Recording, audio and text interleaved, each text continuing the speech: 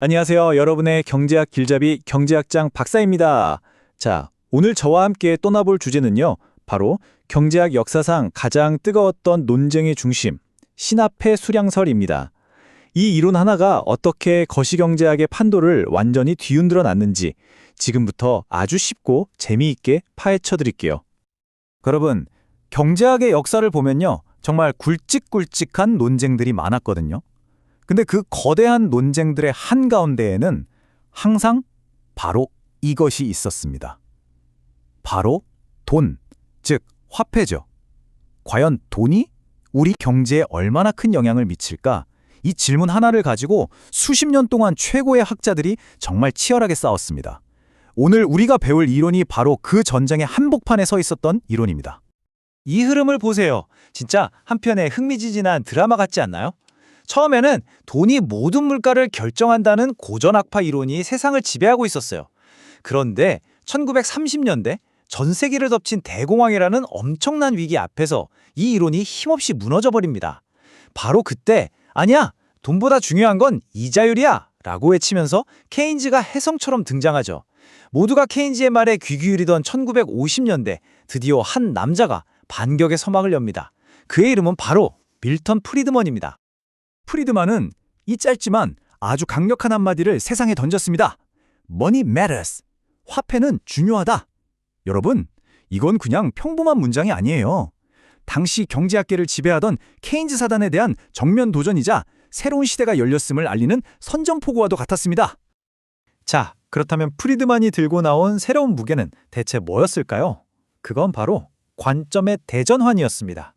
그는 사람들이 왜 돈을 가지라고 할까? 라는 이 질문을요, 우리가 왜 주식이나 채권, 부동산 같은 다른 자산을 사려고 할까?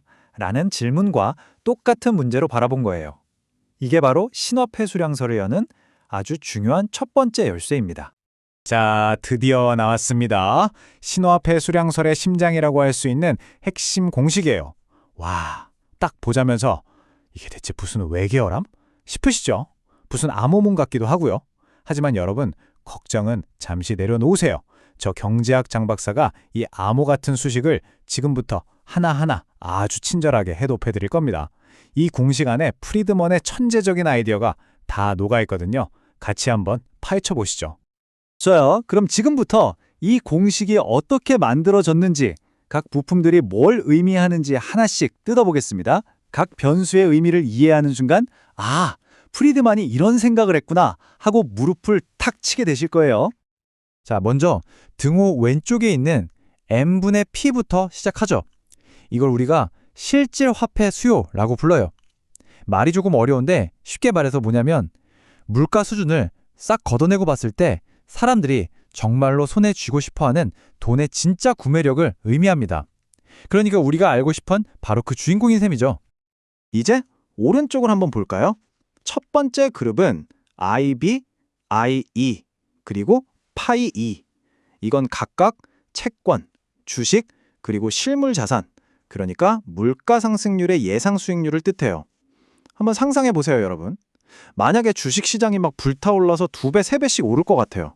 그럼 여러분, 현금을 그냥 손에 꼭 쥐고 있겠어요? 아니죠. 당장 주식 사러 달려가겠죠. 바로 그겁니다.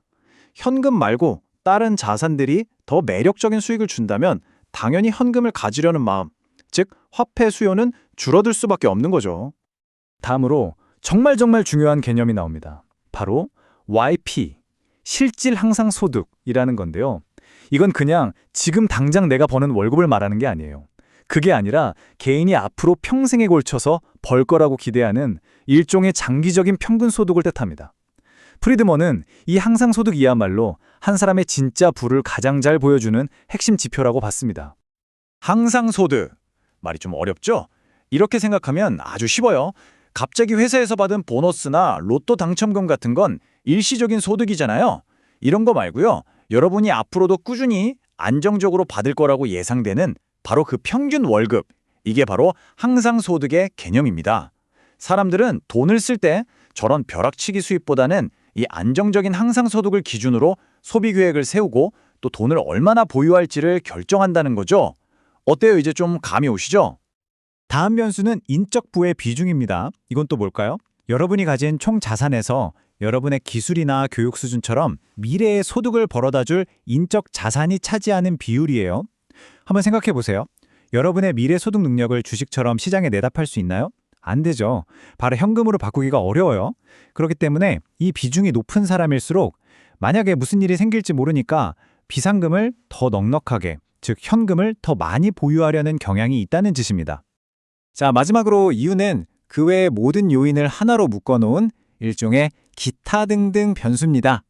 사람들의 취향이나 유동성에 대한 선호도, 미래가 얼마나 불확실한지 같은 것들이죠. 프리드만은 이 변수가 단기적으로는 크게 변하지 않고 꽤 안정적이라고 생각했습니다. 자, 이제 공식의 부품들을 다 살펴봤습니다. 그럼 이 이론이 도대체 케인즈와 근본적으로 뭐가 다른 건지 그 핵심을 한번 파고들어 보죠. 이 두 경제학 거장이 정면으로 꽝 하고 부딪힌 지점이 바로 이 화폐 수요의 안정성 문제였습니다. 두 거장의 가장 큰 차이점, 바로 이겁니다. 프리드만은 사람들의 화폐 수요가 매우 안정적이라고 주장했어요. 이자율이 조금 변한다고 해서 사람들이 보유하려는 현금의 양이 막급에 출렁이지는 않는다는 거죠. 반면에 케인즈는요, 화폐 수요는 이자율에 따라서 널뛰게 하는 아주 불안정한 것이라고 봤습니다. 이 작은 차이가 나중에는 통화 정책에 대한 완전히 다른 처방으로 이어지게 됩니다. 결국 프리드만의 주장을 딱 한 문장으로 요약하면 이겁니다. 채권이나 주식 수익률은 대체로 같이 움직이니까 그 차이는 크지 않고 다른 요인들도 꽤 안정적이라면 결국 사람들의 화폐 수요를 결정하는 가장 중요하고 핵심적인 변수는 바로 항상소득이라는 거죠. 그런데 이 항상소득이라는 것 자체가 원래 급격하게 변하는 게 아니잖아요. 그러니까 결론적으로 화폐 수요 역시 예측 가능하고 안정적인 함수라는 겁니다. 자, 그럼 이 위대한 이론이 우리에게 남긴 것은 무엇이고 또 어떤 비판을 받았는지 그 빛과 그림자를 함께 살펴보겠습니다. 세상에 완벽한 이론은 없으니까요. 프리드만이 얼마나 대단한 일을 했는지 여기서 알 수 있죠. 그는 잊혀가던 고전학파에 화폐는 중요하다는 아이디어를 화려하게 부활시켰을 뿐만 아니라 라이벌이었던 케인즈의 자산 선택이라는 세련된 분석틀까지 자기 것으로 흡수해버렸어요. 그야말로 과거와 현재의 장점만을 쏙쏙 뽑아 훨씬 더 정교하고 강력한 이론을 만들어낸 겁니다. 하지만 비판도 만만치 않았습니다. 그리고 가장 큰 도전은 이론이 아니라 현실 세계에서 나왔어요. 프리드만 이론의 심장은 화폐 수요는 안정적이다라는 가정인데 1980년대 이후에 어떤 일이 벌어졌죠? ATM, 신용카드, 온갖 새로운 금융상품들이 쏟아져 나오면서 사람들이 돈을 보유하는 방식 자체가 완전히 바뀌어버렸습니다. 화폐 수요가 예측하기 힘들 정도로 불안정해지면서 이 이론의 설명력이 크게 약해진 거죠. 자, 이제 마지막으로 여러분께 질문 하나를 던지면서 마무리하겠습니다. 스마트폰 결제가 일상이 되고 수많은 대체 자산이 등장한 바로 오늘날, 과연 프리드만의 외침처럼 화폐는 여전히 중요할까요?